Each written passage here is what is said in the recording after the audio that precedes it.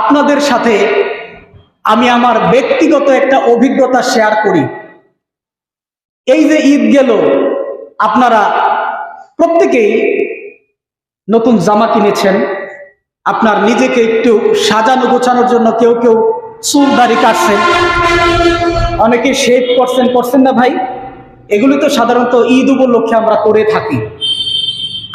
আমি আমাদের এলাকায় একটা বাজারে গেলাম চুল কাটানোর জন্য।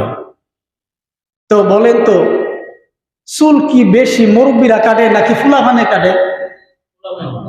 ওরা কিন্তু 15 দিনে একদিন চুল কাটে, কেউ সপ্তাহে একদিন চুল কাটে, আর আমগর তো 3 মাস পরে পরে খবর হয়, তাই না? আচ্ছা, তো গেলাম চুল কাটার জন্য সেলুনে।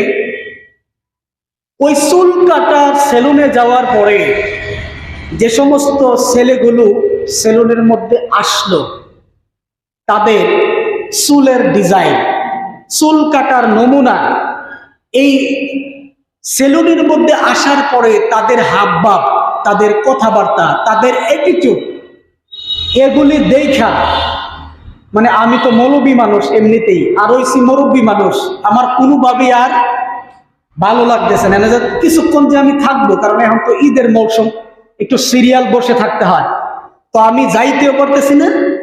ওদের এই অবস্থাগুলো দেখে আমার বসে থাকাও সম্ভব হচ্ছে না। আপনাদের এরকম হয় কিনা আমি জানি না। বর্তমান ছেলেদের দেখবেন, এদের ভয়, ডর, লজ্জা, হায়া, শরম, শালীনতা, ভদ্রতা, মানবতা, মানুষকে সম্মান করার মানসিকতার ছিটে ফুটা পর্যন্ত তাদের ভেতরে নাই। মাঝে মাঝে মনে হয় এদের কাছে আমরা সমাজ দিয়া আমরা হিজরত করে পাহাড়ে গিয়ে আত্মগোপন করি।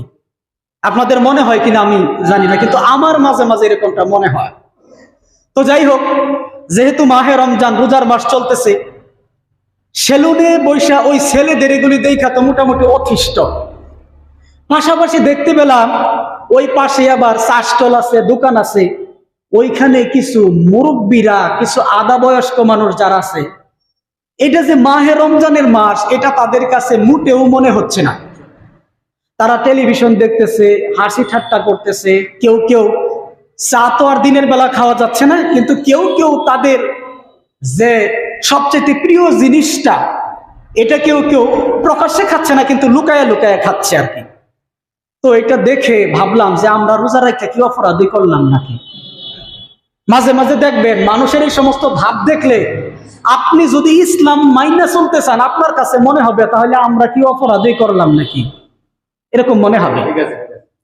তো ওই ছেলেদের এই সমস্ত ভাব দেখে আর মুরব্বীদের মাহে রমজানের এই অবমাননা দেখে আমার মনের মধ্যে, আমরা যখন ছোট ছিলাম, যখন ছাত্র ছিলাম, তখন তো, এখন তো মোবাইলে মোবাইলে গান চলে আসছে।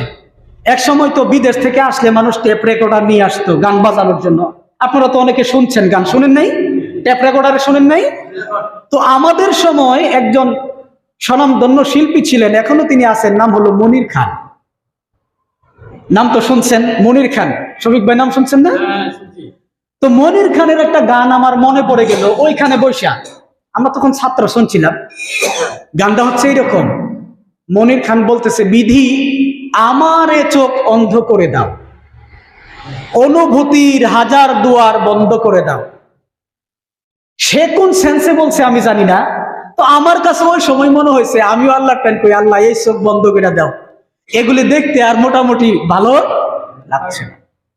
এই যে আমাদের যুব সমাজ, এই যে আমাদের বর্তমান প্রজন্ম যেভাবে বেড়ে উঠছে, যেভাবে গড়ে উঠছে, আমার মনে হয় আগামী 10 বছর পরে আমরা ইসলামের ইটাও খুঁজে পাবো না। আপনাদের কাছে এমনটা মনে হয় কিনা আমি জানি না, তবে আমার কাছে এটা খুব আশ্চর্যজনক মনে হয় যে বর্তমান সময়ের, বর্তমান প্রজন্মের ছেলেরা এরকম কেন হচ্ছে, এটা আমার বুঝে আসে